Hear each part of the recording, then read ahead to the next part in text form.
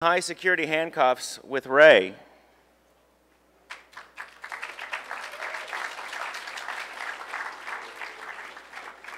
Okay, thanks.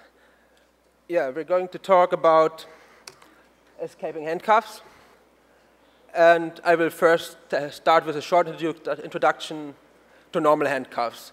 I mean, there's thousands of videos on YouTube how to open standard handcuffs. And so I don't go into too much detail there. But it's good to know the mechanism because in the high security ones, it's basically the same principle with everything. So we go to the normal handcuffs, show the inside, then move on to the advanced models and show the weaknesses. Because the slot has been reduced to half an hour, we will do all the picking stuff and hands-on stuff afterwards on the second level in the lockpicking area. So if you want to get your hands into or onto a few of the cuffs and try the picking, feel free to come with me afterwards down to the area where we can do the hands-on stuff. Okay. Standard handcuffs today are basically all the same. So there are different brands available, but they differ only in small details. This hasn't always been so. At the beginning of the 20th century, there have been tons of different models of handcuffs with completely different mechanisms, because everybody invented something, and they were even more difficult to pick than what's standard today.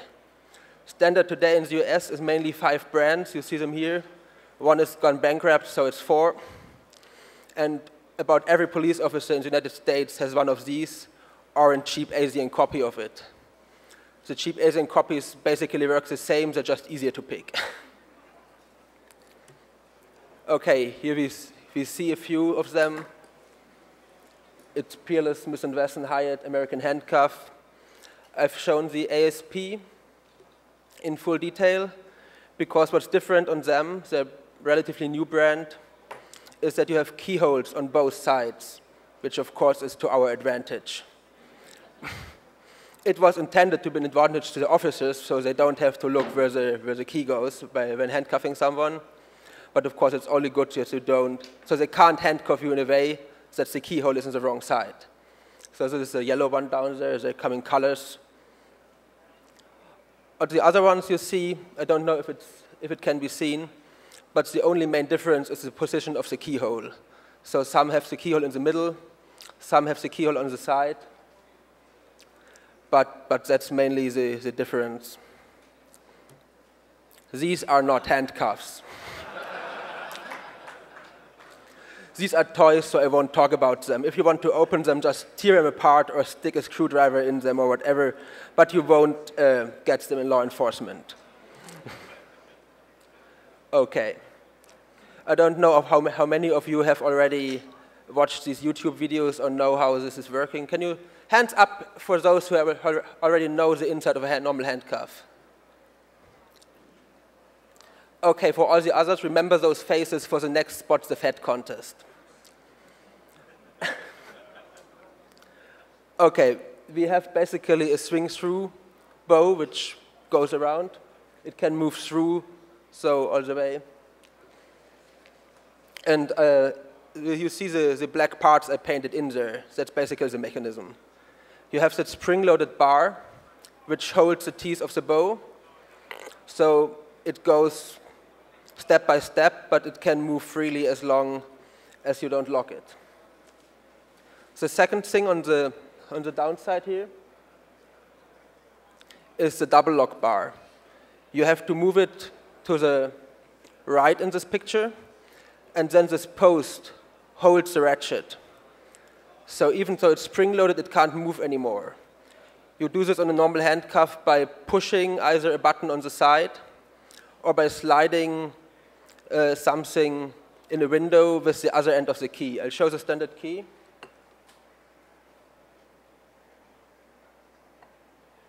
This works great. Video, can anybody?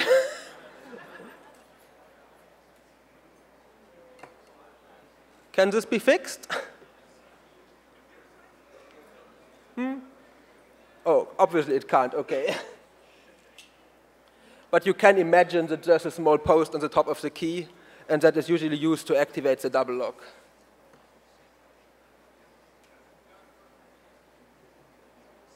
because it's not focused. That's technical. That's interlace.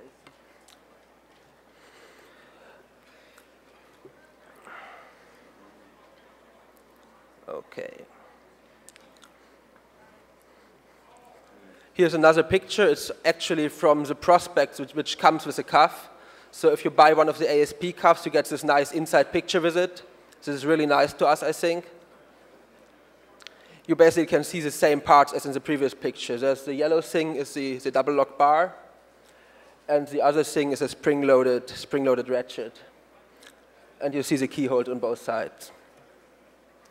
So everybody who is into lockpicking knows if there is a spring-loaded mechanism, then it can be shimmed because there's nothing preventing the bow from going down, the ratchet from going down except the spring.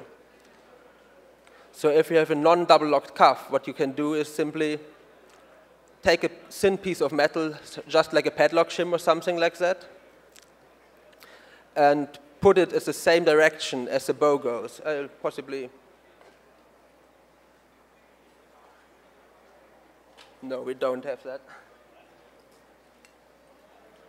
I don't know if anybody can see it, but the basic idea is to put in the slider and then it goes out because the metal goes over the teeth and so it doesn't stop anymore. But as I said, of course it's only possible if nobody engaged the double lock. So the next question is, how do we get the double lock out?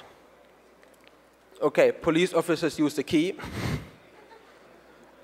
You usually have to turn it in the opposite direction as for opening. It's possibly good to know in which direction you actually open the handcuff, because there's different positions of the lock and everything. A basic rule is always turn it so it goes in the same direction as the bow moves. So on this cuff, if the bow moves in here, we would try to have the key also move up there, no matter where the lock is or how it's oriented. For undoing the double lock, we have to move in the other direction. So we take some piece of pick like the normal hook, so everybody has in his lock picking set, and do the same as the key would do. So we insert it in the lock, move it in the opposite direction as for opening, and the double lock will come out. It's easier on some models like Peerless or ASP.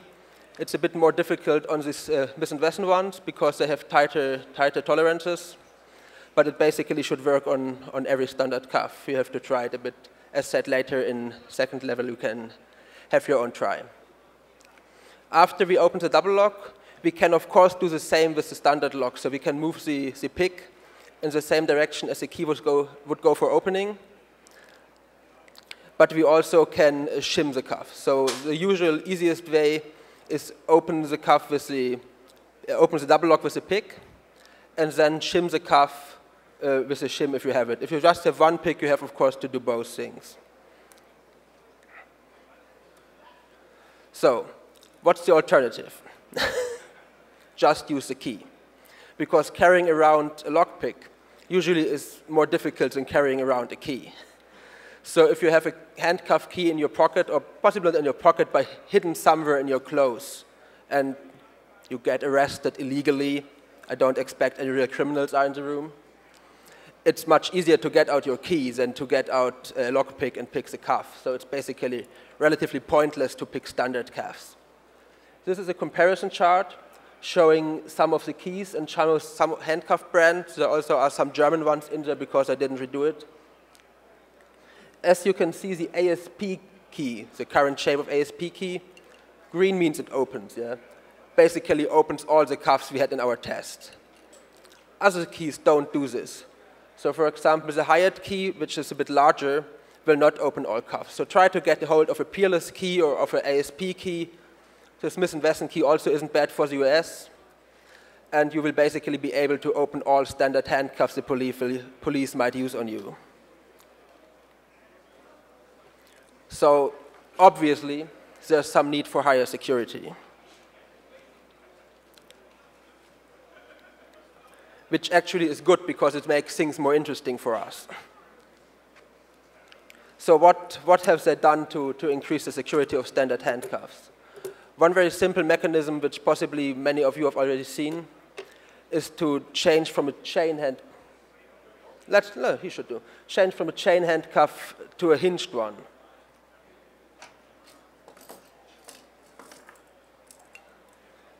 That's something like that. If this is applied in a way that the holes are facing away from your hand like this, it is very difficult to pick it. So you don't need any high security cylinder or anything, it's just difficult. If you have the key so and you have good fingers, it's still possible to reach around. So you take the key and put it on the other side and you can escape. What they also have done, especially Hyatt and a few others, is instead of having one of these ratchets, the spring-loaded ones, make thinner pieces of it and put them next to each other. So when you try to undo this with your lock-picking pick, with a hook or something, you have a good chance to only get one of the ratchets and the other one stays up so the handcuff won't open. This is not very relevant to us because we shim the handcuff and shimming will always get all of them. So, yeah, don't worry. So what did they do to prevent everybody from carrying around a handcuff key? They changed the shape of the key and the shape of the keyhole, so there are handcuff models around which just use a different key. Still the same for all the handcuffs of this brand, but it's different from the standard key. If we get back video. Okay, yeah, don't worry. So if you really think you might be arrested in an area where they use these other handcuffs, you should inform yourself which keys they use there. Or if you have a friend who might handcuff you, you should know which models he has, and you can basically also get a hold of the key. So for real high security, they actually added real high security cylinders to the handcuffs.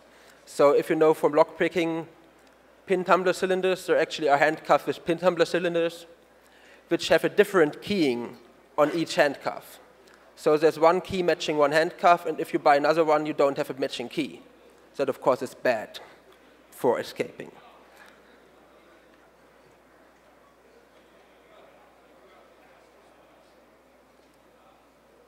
So here's the first one with a pin tumbler cylinder.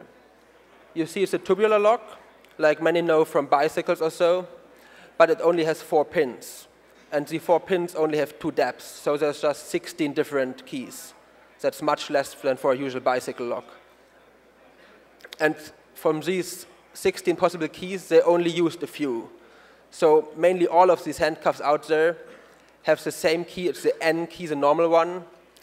And to get the problem away that everybody can buy it, they made a restricted key, which is a different keying of the tubular key, which only was issued to some agencies or whatever. But that's not a real problem, because of course there are high-tech tools around there to circumvent tubular cylinders. Who of you knows which high-tech tools are available to open tubular cylinders? This one. Oh, you ruined it. We can't show the high-tech tool because it's top secret.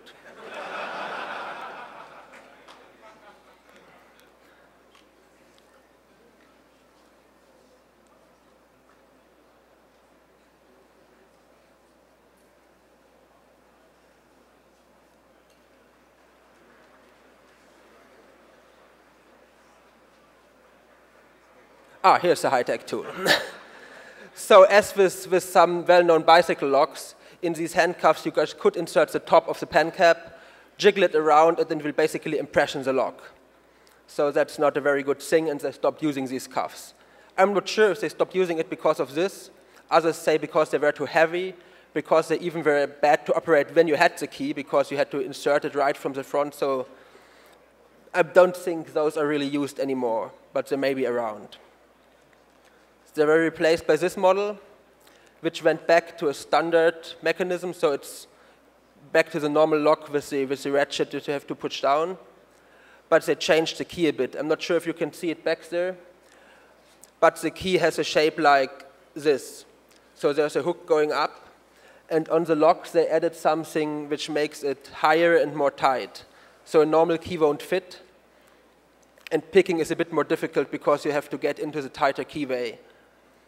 But it's, again, the same key for all handcuffs, and you can buy these, so to get on hold of one of these keys is no problem at all. So we get to something more secure. This is an Australian product. It was used by the US Marshal Service, I think. I'm not sure if they use it anymore, but they might be around because some were bought, and you see them on eBay from time to time, so they obviously have been used. It has a pin tumbler locks with pins on both sides. So there's normal pins from the bottom, and there's pins from above. But again, and I don't know why that is, it's the same key for all. So if you have one key, it will open all of these cuffs since the 1950s. It's also not a very difficult key, and you actually can pick it, and you actually can pick it when handcuffed. It needs just some time. The important thing is, you see this lock, it can rotate. It rotates by 90 degrees to lock and by 90 more degrees to double lock. If you want to pick it, if you open it with the key, you would turn in the same direction more and more, and it goes back up.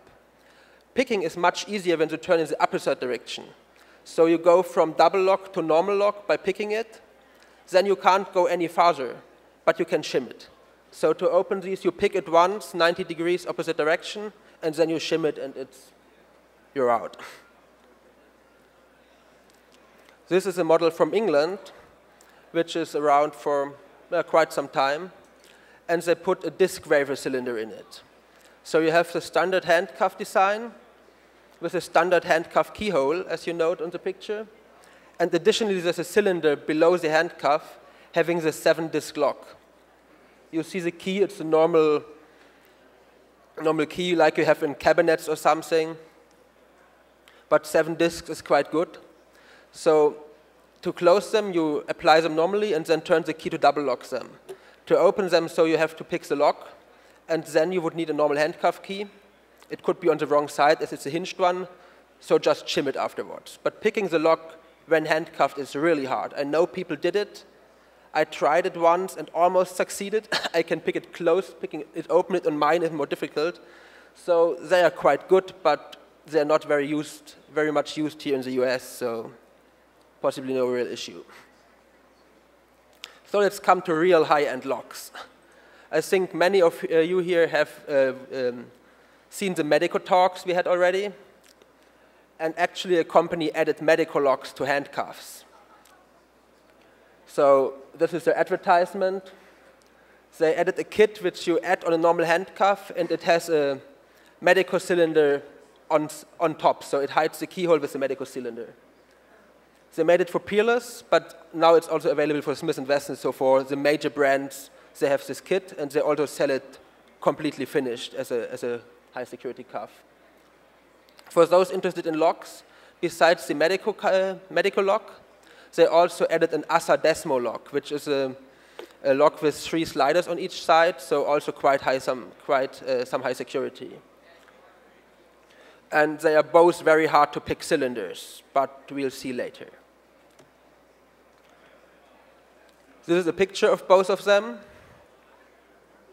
One is a leg iron with a medical lock, and the other one is a normal Smith & Wesson with Assa Desmo.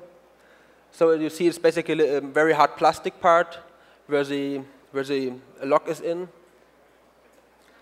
And this lock operates a normal key which is inside the handcuff. So possibly if you would be able to break apart the plastic, which is very hard to do, you possibly can't do it without tools, you actually would have a handcuff key, which also is nice. But you don't have to do that. If the double lock is not set, the cylinder is irrelevant. So without the double lock, you just shim the cuffs as any other cuff. But I think officers know that and would double lock the cuffs. But the lock, as I said, is just on the key. The lock doesn't hold in any way the double lock. So might it be possible to get out using the mesh inertia of the double locking bar? It is. So even though there's a high security cylinder on this cuff, and it's one of the best cylinders available until yesterday. You can get out without using the cylinder at all. So the cuff is applied, it is double locked, and all you have to do is hammer it very hard on some ground. The right direction for that is to use the moving bow to the up, because the double lock comes from the, well,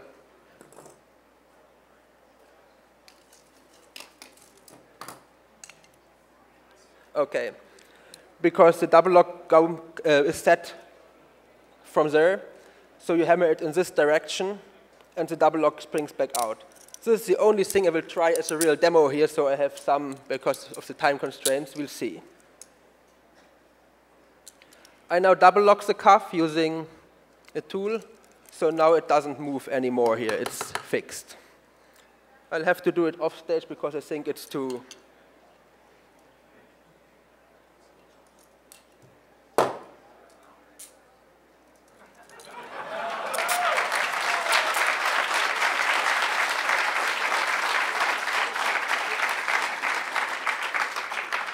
I can show this a few times later on down there. So, but it's really doable when you're cuffed with them. It just hurts a little bit, possibly put some tissue under there or so, but it basically works when cuffed. But they also can be picked. This is the Medico and the Assa, and someone yesterday picked the Medico. I don't know if he's here. Congratulations to that. I picked the Assa one yesterday using the Hope pick set. So it's doable, but if you're cuffed, it would be quite difficult. I would rather hammer on something instead of picking it when cuffed. So what are the solutions to really cuff someone who can't escape? As said, the hinged version is already very good. If you take a hinged version which doesn't have the keyhole in the center but on the side, and it's applied in a way that the keyhole is back from the hand and is on the side with a thumb, so the keyhole would be here. Then it's really very hard to get out even if you have the key. With a pick set, forget it completely. If that's not enough, and possibly they know that it's not enough, they invented this item down there, which is a metal cover. It's placed over the cuff, and then it's topologically attached to it with a chain. So they put this around your waist, put the chain to your back, and attaches there. So the only lock is on your back, and the handcuffs are in the front. And the lock of the handcuffs is completely hidden. If they're not double locked, you can shim them anyway. But if they're double locked, in this constellation, you're pretty much lost. But so possibly a more simple solution usually is better than the complex lock with a broken mechanism behind it. Okay, thanks for listening to this very short talk, but sorry we had these time constraints. And I hope some people come back afterwards to the lockpicking area. And I'll try to take a few short questions if time allows. So thanks for listening. And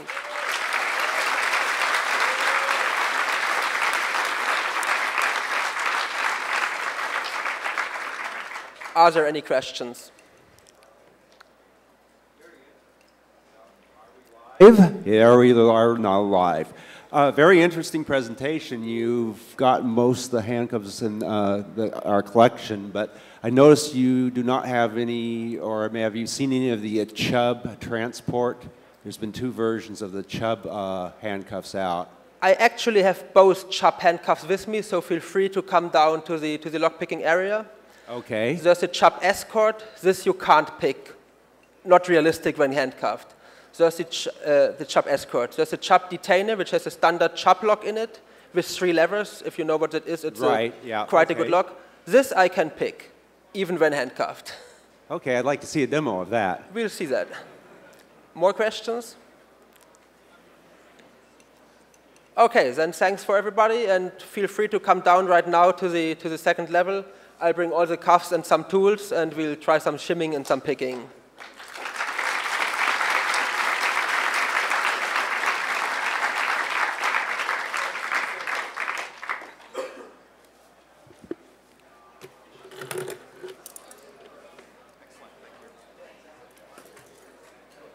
Coming up momentarily, we'll have Laszlo. Your MC turns into Super Laszlo. Stick around.